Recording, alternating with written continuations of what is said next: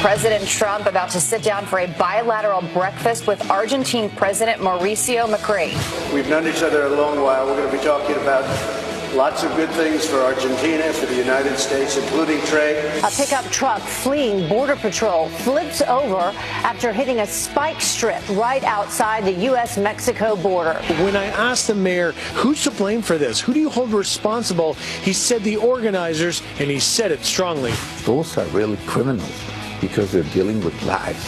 They're dealing with people. That's a federal crime. The president's former attorney, Michael Cohen, has pleaded guilty to lying to Congress in the Russia probe, saying that he made false statements. Very simply, Michael Cohen is lying, and he's trying to get a reduced sentence for things that have nothing to do with me. Well, most families do one tree. You have so many trees here and so many hallways to decorate. And this year it's a theme of American treasures. All right, here we go with the Fox News alert. Moments ago, the President of the United States kicked off the G20 summit. Just like he promised to land in Argentina, he has done just that. He has actually met with the Argentinian leader, who, by the way, he says he had a relationship with. He said, by the way, we built the West Side Yards together in New York City. That's right. His father and said he was a good-looking man. We could say the same about Brian. Good morning to everyone at home. It is a Friday. Ed filling in for Steve. Steve is down in Nashville because he's going to be live at Kid Rock's steakhouse down there. But you're looking at video of Argentina because the G20 summit is kicking off this morning. We saw video this morning, probably about an hour ago, of the president of Argentina. And this is a live look now because this is where the president is going to sign that new NAFTA, USMCA, if you will, with Canada and Mexico. That will be happening shortly. We'll be going there live, of course. That's right. So when he was there with the president of Argentina, he said, we've been friends for a long time. I knew his dad. We helped build the Hudson Yards together in New York, one of my biggest accomplishments. He said, we've been longtime friends. He's a handsome man. And he said, little did I know I would be doing business with his son. So the USMCA is going to be officially signed, and this is that's in a short while. This was happening. That happened about a little while ago. Just a few moments ago. Ahead of their breakfast. And this really kicks everything off. And he's going to be doing business. He's going to be having the major meeting of the day. Will be not of the day, but of the G20 summit. With the Chinese leader. I don't think there's any doubt about that. Now that the Vladimir Putin meeting has been canceled. Yeah, that's going to be dinner over the weekend with the Chinese President Xi. Obviously, Wall Street looking at it, the world looking at it to see whether or not there's going to be a deal on tariffs. That's right. It's 7 a.m. The president, our president, the Prime Minister of Canada, Justin Trudeau, and the President of Mexico, Enrique Peña Nieto, this is his last day in office. Those three leaders are going to be there on that world stage participating in the signing ceremony of the USMCA, which is the new NAFTA deal. So here's what I find a little bit disturbing. This USMCA seems to have widespread agreement that this is a much better deal than the NAFTA deal, which,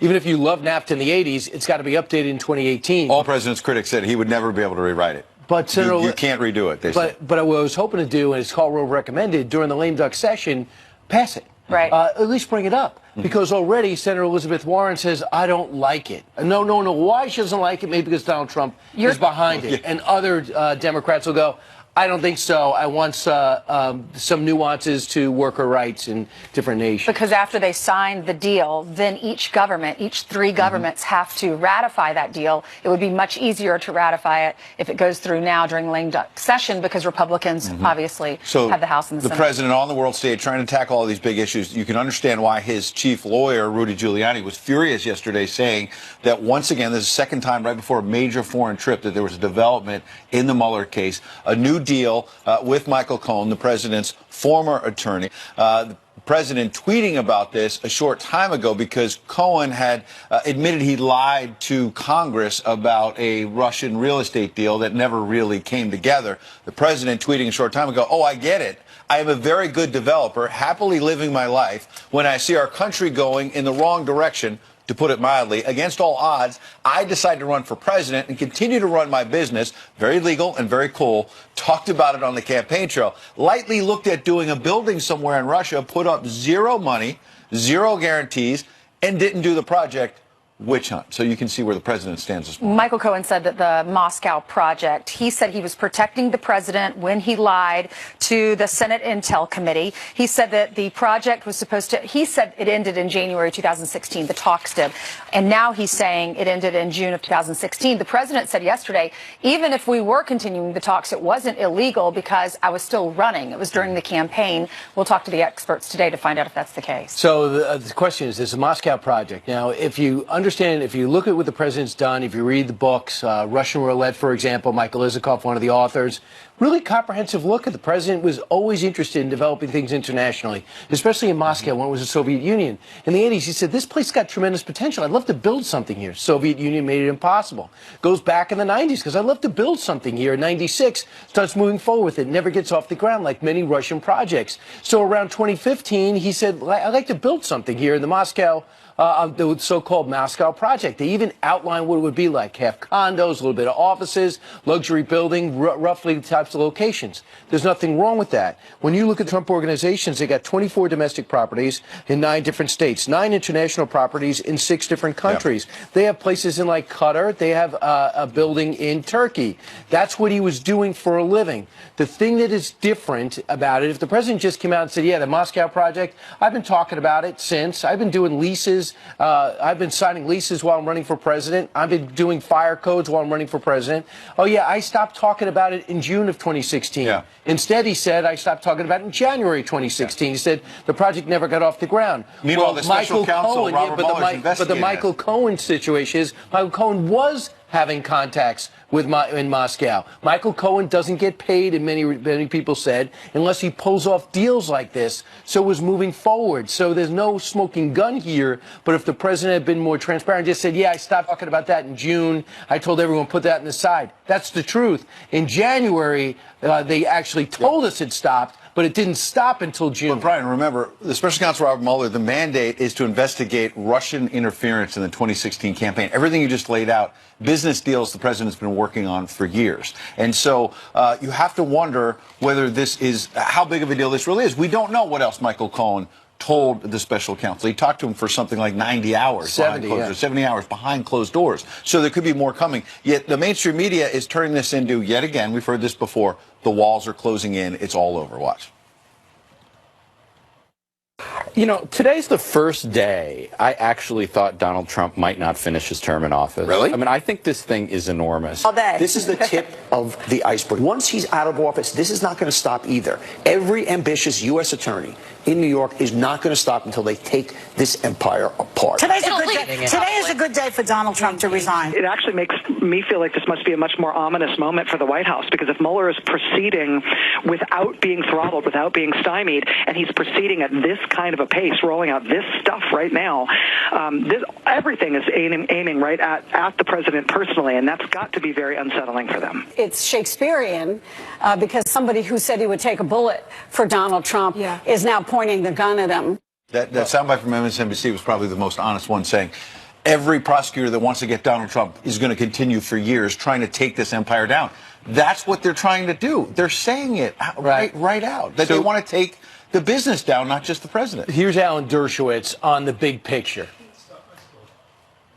The problem is Mueller is straying away from his mandate to find crime, and he's now looking for political sin, building buildings in Moscow, using stolen material from Assange. These are not crimes. He has no authority to be a roving commissioner to find political sins. So far, I don't see any evidence of crimes except for ones he helped to facilitate by getting people to lie in front of his own investigators. So basically what he's saying is, what they're trying to do, and Andy McCarthy was able to decipher this a little bit yesterday on the radio with us.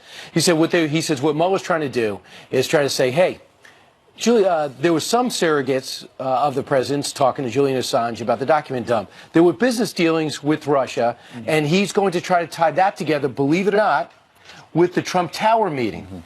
Now, Michael Cohen never went to Russia. The president never went to Russia. But in these 7-page documents, they talk about possibly doing that. But I'm sure the president could say, yeah, I possibly was going to do a business deal in Germany, another one in Saudi Arabia, another one in Turkey. That's what I was doing all along. But this is, they say, Mueller's going to paint a scenario where the Trump Tower meeting, the Julian Assange contacts, and the Moscow deal was all somehow simmering behind the hacking of John Podesta's email. Well, I think he liked to be on your radio show so much, he's going to come on our show at some point today. Two things come to mind for me. If Vladimir Putin had some information on our president, wouldn't our president have continued that meeting done at the G20 summit? Would he have canceled that? Sure. That's a question that came to mind for me. And also the timing of all of this, because the president just turned in his written responses.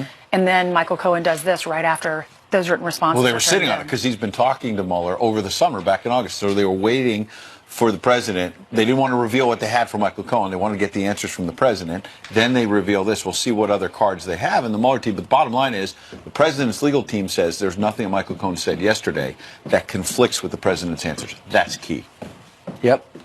Meanwhile, a Fox News alert, Tijuana's mayor taking aim at the organizers of the migrant caravan. The mayor is sitting down for an exclusive interview with Fox News as thousands of migrants in this city are trying to gain entry into the United States. Griff Jenkins is embedded with the caravan down in Mexico. He joins us live now from Tijuana with more from that one-on-one interview. Good morning, Griff. Good morning, guys. The mayor calls this a humanitarian crisis. Just look around. We've been pounded with rain overnight. It's in the low 50s. You see a baby stroller, standing water, soaked clothes. It's unbelievable. As we walk along here, we even found in some of this trash, there's medicine, toothbrush, all sorts of important things. But I want you to quickly see this shot, and that is the actual encampment costing the mayor $30,000 a day. The mayor says he's run out of funds. He can't go beyond this weekend without federal funds, and he says that he blames the organizers for this mess. Those are really criminals because they're dealing with lives. They're dealing with people. It's a federal crime. If they ask me, do you know who they are? No, I don't know, but just look at the films. Look at them and you'll find who are they. When he says films, part of what he's talking about is that situation on Sunday when they rushed the border. He worries and hopes that doesn't happen again as these people become more desperate. And he says that 6-hour shutdown on Sunday cost the Tijuana people over $6 million. Meanwhile, there's a hunger strike of sorts with a small handful of folks, but that seems to be relatively shut down at this point, guys. Wow. And Griff, you're going to have more of that interview a little bit later, right? Yeah, we've got a whole lot. We talked about a whole lot and who he blames and what he says is the real challenge, and that is the fact that when he looks for the bad actors in it, the criminals, it's the humanitarian folks here nationally that will not allow him to ask them who they are. Griff, thanks. Guys. Appreciate it. Thank the you, whole Griff. story down there. Meanwhile, remember the veteran whose Trump 2020 flag was destroyed by vandals? Yep. Guess who just sent him a new one? And wondering where Steve is this morning? He is live down in Nashville with a sneak peek at Kid Rock's new restaurant. Hey, Steve. That's right. Good morning to you, Ainsley and Brian and Ed. You know, we put out the word, could please people show up in downtown.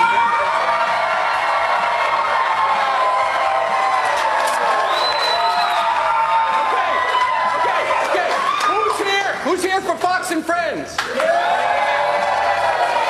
here for Kid Rock? Holy cow, what a show. Live from Nashville and New York City, it's Fox and Friends for Friday.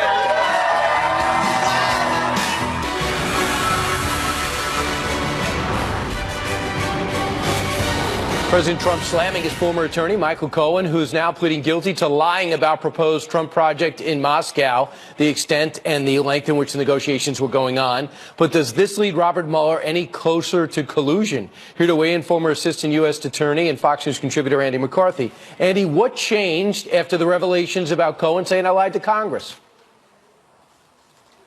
The only thing that changes, Brian, really is political. It's not legal.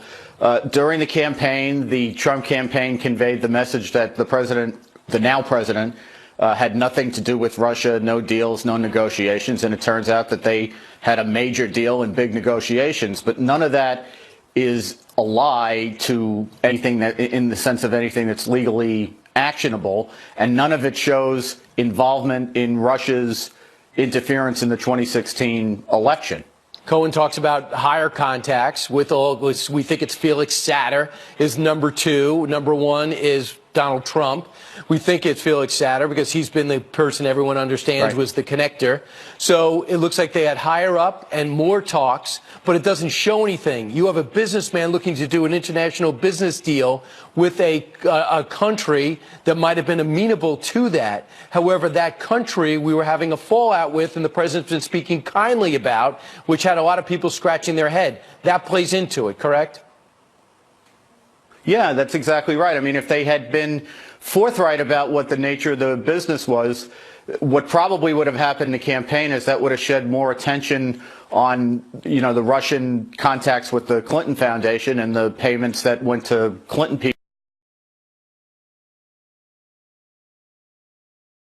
Mueller is investigating Trump collusion with Russia, and in connection with that investigation, a number of Trump associates have pled guilty and a number of Russians have been indicted. And what they don't tell you is the Trump people who've pled guilty, that doesn't have anything to do with Russia's interference in the election, and the indictments against the Russians don't have anything to do with the Trump campaign. And there's no proof that, and there's no saying here that President Trump said to Michael Cohen, lie. He didn't, because it would have appeared in these documents already. Not much has changed, despite what Cohen did yesterday, except for Cohen is trying to get some leniency. Andy, this is just scratching the surface. We'll look forward to talking to you again. Yep. You got it. Straight Thanks, ahead. Brian. You got it. Appreciate you getting up early for us. Controversy swirling over reports the VA would not pay for GI Bill benefits. We've got a big update on that story. Plus, speaking of controversy, there's been a lot of it surrounding the White House Christmas decorations. First Lady Melania Trump sat down with Ainsley Earhardt, who I work with full-time. She'll be giving you that tour next. Good morning. We're back with a Fox News alert. 3 people are dead and 8 others injured after a truck crashes trying to escape Border Patrol.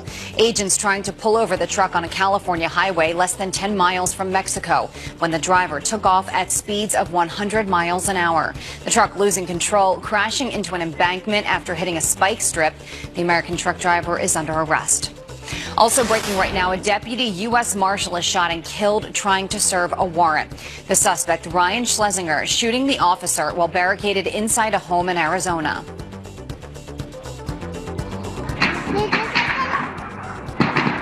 Oh, my God. Get behind the car. Hurry up. Go. Go inside. Schlesinger eventually surrendered. He was already wanted for stalking law enforcement. The name of the deputy marshal has not been released. Overnight, Vice President Mike Pence meeting the remains of 2 fallen Special Ops troops at Dover Air Force Base. The bodies of Army Captain Andrew Ross and Air Force Staff Sergeant Dylan Elchin returning to the U.S. Those American heroes, along with Army Sergeant First Class Eric Amond, killed by the Taliban in a roadside bombing. 13 U.S. service members have been killed in Afghanistan this year, 5 in this month alone. Let's look at your headlines. Brian, send it to you. All right. Thanks, Julian. Meanwhile, the White House this week unveiled its Christmas decoration, and Ainsley Earhardt, who I know very well, got a behind-the-scenes look. And I know you very well, too, Brian Kilmeade. That's right. We had a chance to go inside the White House with the First Lady to see just how beautiful everything was in person. We got a first-hand look with the First Lady, Melania Trump. Hi, Mrs. Trump. Hello. Merry Christmas. Merry Christmas. Do you mind walking us through and telling us about each room? Of course, yes. So here we are in the Cross Hall and Grand Foyer.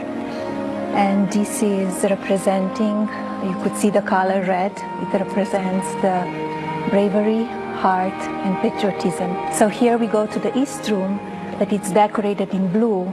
And then we will see later on the State Room. And here we are, this is red, blue, and white. Very patriotic. And it's patriotic, and it's remind us of American flag. Okay, so let's walk this way, and we're going to see the decorations. We have thousands of people coming through here and see the decorations. So it's very exciting. So here we are arriving in the East Room. This represents diversity of the cities in United States.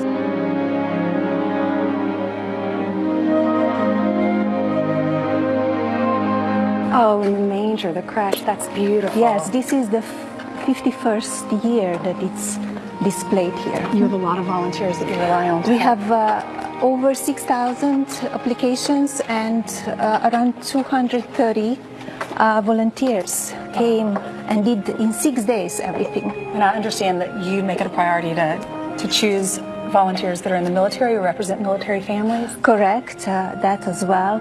And we start planning in July. Well, most families do one tree.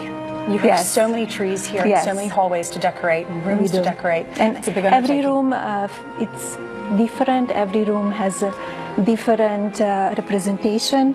And this year, it's a theme of American treasures. I love this. I love how you've incorporated some fruits and some vegetables. Yes, this is the harvest room. It's a green room and it's a harvest room. And a variety of vegetables and fruits and grains on it. So it represents what America produces. Our farmers. How are you guys celebrating Christmas? We will be in Palm Beach celebrating North Carolina, right? North Carolina this year.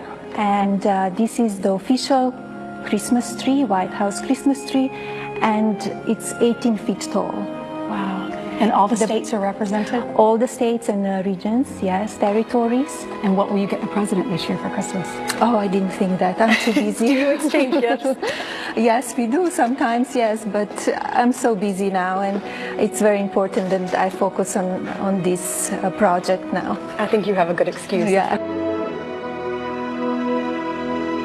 This is the decorations. They represent how each child can excel on their own path through education, arts, sport, technology, and then you could see on the mantle the Be Best ornaments. Yes. And also we have 2 wreaths with Be Best pencils. Where are we going now? We're going to stateroom. So this is the room that have national symbols. If you could see the 2 of bald eagles. Here is the famous gingerbread house. This is a gingerbread house? Yes. A white gingerbread house. White gingerbread a replica house. of the White House. Correct. And what is very special on this, because it's the first year that is done, a national mall. I'll leave you with one last question. Do you have a Christmas message for America? I do. I wish everyone Merry Christmas and Happy Holidays, prosperous and peaceful New Year. You saw the soccer ball on one of the Christmas trees. Is that for Barron? Yes, that was for Barron. And that was in the video that she posted on Instagram because she, did a walkthrough on Instagram as well. Yeah, excellent. And he's on the DC United Academy team. He's supposed to be great. Yeah, he's 11 years old. He's already 6. He's about taller than his parents already. And it's funny, there are people on social media who were kind of going after the decoration. I mean, they will criticize literally criticizing anything. The wreaths, the Be Best wreaths that walk were made through out of there, pencils. and it's absolutely beautiful for any president. I've covered, when I covered Bush, Obama. The people around the White House, they always do a wonderful job. We should celebrate it regardless of who's president. Well, she has said in some of her interviews that she doesn't trust everyone within the White House. And I said, is there anyone in the White House in the administration you want to give a bag of coal to? And she said, yeah, there are. I said, you want to tell me who they are? And she said, no, I'll just leave it at that. Maybe next year I'll tell you. All right, a live look right now in Argentina. Meanwhile, we're staying on top of the story in less than an hour. Welcome back to Fox and Friends First. Overnight, Vice President Pence meeting the remains of 2 fallen special ops troops at Dover Air Force Base. The bodies of Army Captain Andrew Ross and Air Force Staff Sergeant Dylan Elchin returning to the U.S. Those American heroes, along with Army Sergeant First Class Eric Emmond, killed by the Taliban in a roadside bombing. 13 U.S. service members have been killed in Afghanistan this year, 5 this month alone. Well, New Jersey lawmakers will soon grill hospital officials on a deadly virus that killed 11 children. The adenovirus blamed for the deaths at a nursing and a rehab center over the last several weeks. The respiratory virus has symptoms that are similar to a cold. The New Jersey Senate Health Committee wants to figure out how the virus infected patients to determine what the state's responsibility may be. Well, let's turn to Senator Jeff Flake, who will ask for a third time for a vote on a bill to protect special counsel Robert Mueller. The Arizona Republican tells The Hill, quote, there have been suggestions that I should accept a sense of the Senate that sends the wrong message to the president. This is the message that needs to be sent to the president, passage of this bill. Well, Nancy Pelosi is threatening to demand Mueller protection language in the upcoming spending bill, although the president said multiple times he's not going to shut it down. Well, he beat big names in NASCAR to win his first title. Driver Joey Logano gets his champion ring, making his mark in NASCAR. Please wear this ring with pride, because all of us at NASCAR are very proud to have you as our champion. It's a big night in Vegas. The 28-year-old was honored there at the award ceremony. He clinched the title in the season's final race at Homestead Miami Speedway earlier this month. So congratulations to him. Well, President Trump may hold off on Chinese tariffs until the spring as a way to cool the simmering tensions before tomorrow's meeting with Chinese President Xi Jinping. Well, but the president says that it doesn't mean that he's backing down on striking a better deal. I think we're very close to doing something with China, but I don't know that I want to do it. I think China wants to make a deal. I'm open to making a deal. But frankly, I like the deal we have right now. Well, here to discuss is Peter Morici. He's the former U.S. International Trade Commission and professor at the University of Maryland. Thank you so much for joining us, Peter. We always love having you here. Good morning. So going to be very busy, and now that the president has canceled his meeting with Putin, this will, of course, take center stage. What do you expect to happen?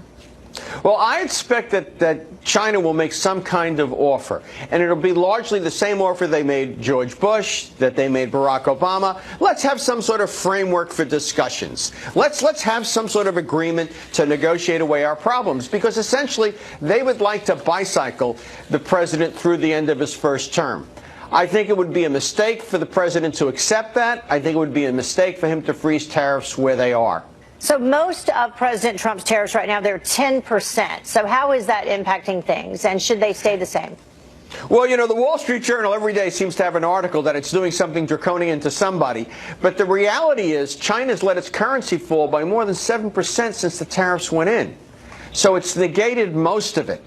Also, its suppliers are cutting their prices a bit. So the reality is, if you look at the trade data, they're not having much effect at all. Where they do have effect is where they have perverse effects. For example, putting tariffs on bicycle parts, but letting Chinese bicycles in without a tariff. So that actually encourages, you know, our bicycle assemblers, for example, to find a way to move offshore. It has a perverse effect. That's one of the reasons we can't freeze this thing. We need to basically move the tariffs up to 25%. And also to fix the kinds of problems I just described. It's understandable that it happened the first time around, but now's the time to fix them. So it would be a terrible mistake not to move forward. So some other issues, intellectual property protection, coerced technology transfer, subsidies to state-owned enterprises, non-trade issues like cyber espionage, all those expected to be part of the discussion as well. Absolutely. You know, Microsoft's got this fantastic computer personality. This adolescent, she's actually now 18. She's grown up to 18. Really has an emotional side to her. It's not just, you know, doing computations. She does artwork. She writes poetry, things of this nature. It's a fascinating personality. It was developed in a Chinese laboratory, and they have to do it there to basically get intellectual property protection there, basically not to get their software ripped off. That process is developing Chinese engineers, and it's leaving out Americans. Yeah, That's a very sad situation. That happens repeatedly, over and over and over again. You know, I don't know where Secretary Mnuchin gets this idea that we can negotiate with these people after we've negotiated with them through 3 presidents, and we have this massive trade deficit with them. What's more, they're just ripping off what we spend billions of dollars to develop. Well, it's something that President Trump has hit incredibly hard from the moment he started campaigning for president. First thing he ever talked about was China and the trade deficit. So we will see what happens in this meeting coming up at the G20 summit. Thank you so much, Peter. We appreciate you. All best. Have a great weekend. Yeah, you too. Well, the time now is about 20 minutes until the top of the hour. You've heard of sanctuary cities for illegals. Well, how about a sanctuary city for law-abiding gun owners? I felt that it was such a blatant disregard for constitutional rights that I felt like I had no choice but to stand up for the people that I serve. The police chief putting his foot down, refusing to enforce new gun restrictions. And you can run, but you can't hide. Look at this. The runners who were caught. First, border agents seized nearly $3 million worth of drugs along the California-Mexico border. 39 people under arrest accused of trying to smuggle narcotics across 6 ports of entry. 15 are charged with human trafficking or immigration violations. Agents confiscating 625 pounds of drugs, including meth and fentanyl. New Jersey's Attorney General, in the meantime, is ordering state and local law enforcement agencies to limit cooperation with ICE. It is intended to strengthen trust, he says, between police and immigrant communities. This just weeks after learning a suspect in a triple murder was an illegal immigrant released from a New Jersey prison instead of being handed over to immigration authorities. Well, a small city in Washington is looking to pass a gun rights sanctuary ordinance. A little different here. Dan Springer brings us the latest as the police chief says he will not enforce the state's new gun restrictions. Man, I appreciate what you're doing. In tiny Republic, Washington, Police Chief Loren Culp is a local celebrity after saying he would not enforce the law, or one state law, Initiative 1639, a sweeping gun control measure. I felt that it was such a blatant disregard for constitutional rights that I felt like I had no choice but to stand up for the people that I serve. The new gun law bars 18 to 20-year-olds from buying semi-automatic rifles and makes it a potential felony if your gun ends up in the wrong hands. It also creates enhanced background checks and mandatory firearms training. Voters across Washington state passed the measure 59 to 41%, but in Ferry County, nearly 3 out of 4 voters opposed it. Mayor Elbert Kuntz is considering an ordinance proposed by Chief Culp to make Republic a sanctuary city for gun rights. Everybody in Republic has a gun. We don't have a giant crime rate because nobody in their right mind is going to come to a house where people have guns and know how to use them. When Chief Culp announced his sanctuary city proposal, he got a standing ovation. The Second Amendment Foundation, along with the NRA, sued to strike down the new state law. Its leader sees poetic justice in gun rights advocates getting into the sanctuary business, up until now reserved for illegal immigrants. The Attorney General, Democrat Bob Ferguson, a gun control advocate, says he will review the measure if it passes. In Republic, Washington, Dan Springer, Fox News. Well, the time now is about 15 minutes until the top of the hour, and the media going crazy over a conspiracy theory connecting Paul Manafort with Julian Assange. If it's true, of course, the implications are explosive, right? What the heck would he been doing having that meeting if it actually happened? A lot of ifs there. Will they take the bait for any Russia conspiracy these days? We debate up next.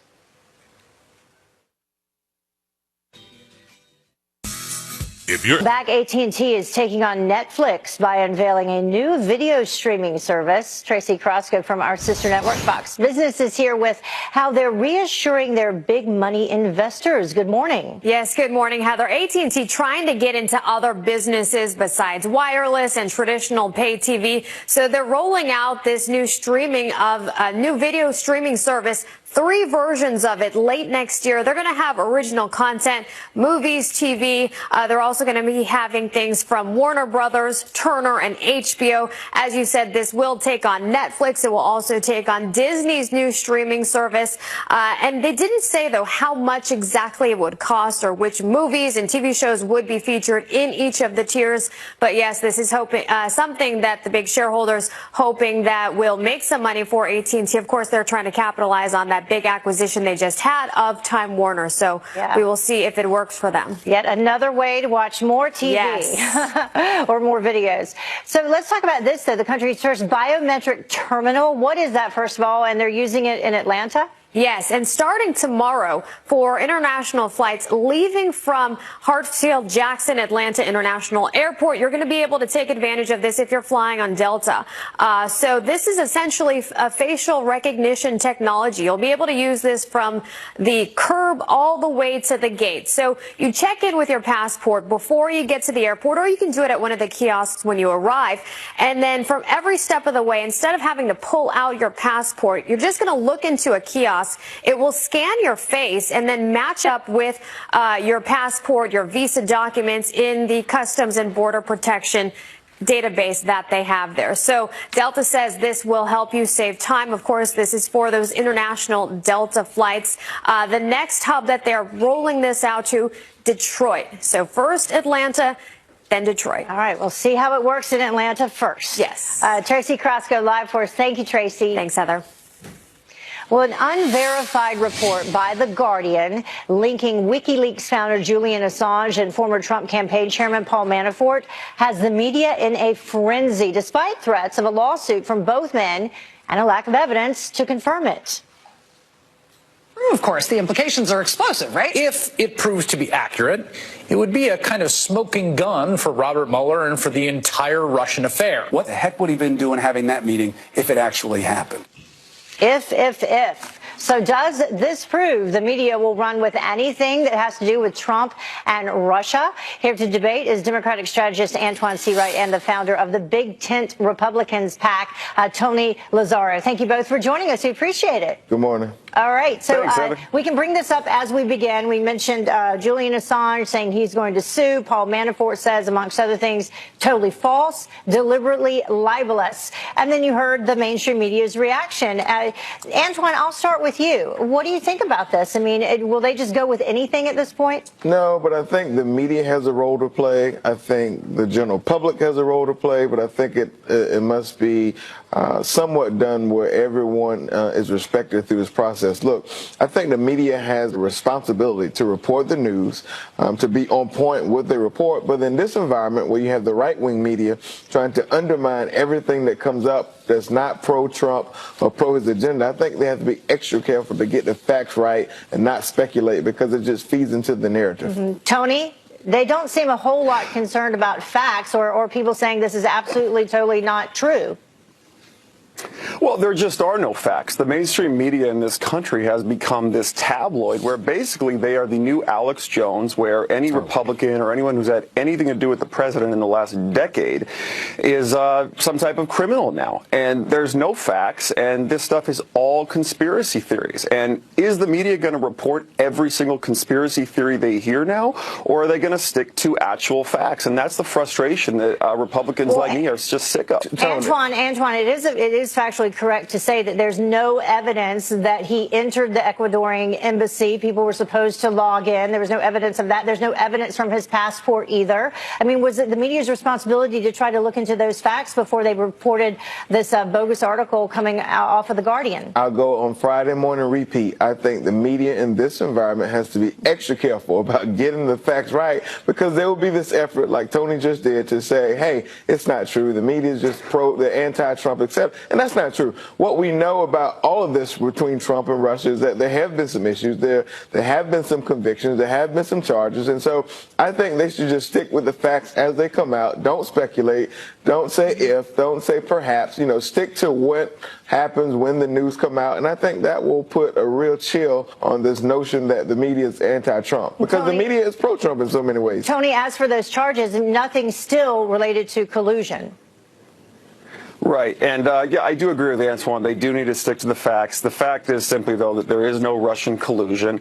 And reporting on Russian collusion every single day does not help the American people find more jobs, grow the economy, and get better health care in this country. That's what the American people care about. If they're going to you say that in one breath while your president tweets another. Your president consistently brings up the subject matter on Twitter. Look, he's failed to articulate his successes, and therefore the media runs with the things he tweets. So partly that's his fault for not wanting to press the gas on his agenda. But I think it's Friday morning political malpractice for you to say there's no collusion, because guess what? We don't know. That's why it's so important for this investigation to continue to the end, so we can figure out the facts. It works both ways. All right. Well, thank you. $30 million. All right. Thank you, Antoine, Tony. We appreciate both of you this morning. Thank you. All right. Have a great weekend. Thank you. Well, the time now is about 8 minutes until the top of the hour. And flag on fire, a veteran targeted just for supporting the president. How one of the first sons just stepped in to help. This is a great story. You want to hear it. And a bumbling break-in. Wait until you see what happens to this burglar after trying to squeeze through a hole. lights and stuff, and then right down the street, of course, the Rockefeller Christmas tree. So come by and visit us if you're in the area. Well, do you remember this veteran? This is a really great story, who said that vandals burned his Trump 2020 flag. He's getting a new one, courtesy of Eric Trump. The president's son tweeting, quote, "Gus, your replacement flag is in the mail. If the person is classless enough to do it again, just let us know. We will send you as many replacement flags as you need." Well, Gus Klein says that someone ripped his Trump 2020 flag from his Vermont yard and set it on fire. So good ending. Well, an Army reservist is making music once again after his trumpet was stolen on Veterans Day.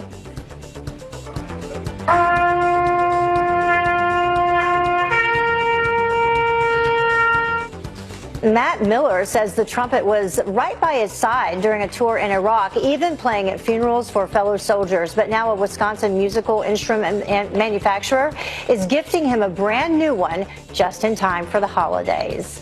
Love stories like that. Well, just enough time left for the good, the bad, and the ugly. And up first, the good. Golden State Warriors superstar Steph Curry now responding to a letter penned by this 9-year-old fan.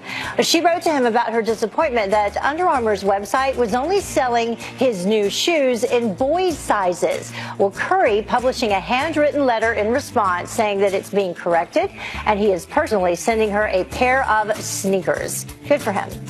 And the bad, more than 200 runners are banned from a half marathon for life after they're caught cheating. Look inside the red circle there. Traffic cameras capturing the runners taking a shortcut through the trees in China. Some of them actually even hired people to run for them. Not the way to do it. And finally, the ugly, an accused burglar caught with his pants down, literally. Surveillance video showing him losing his shorts after crawling through a wall to get inside a Florida car dealership. He got away with a generator, and he's still on the loose.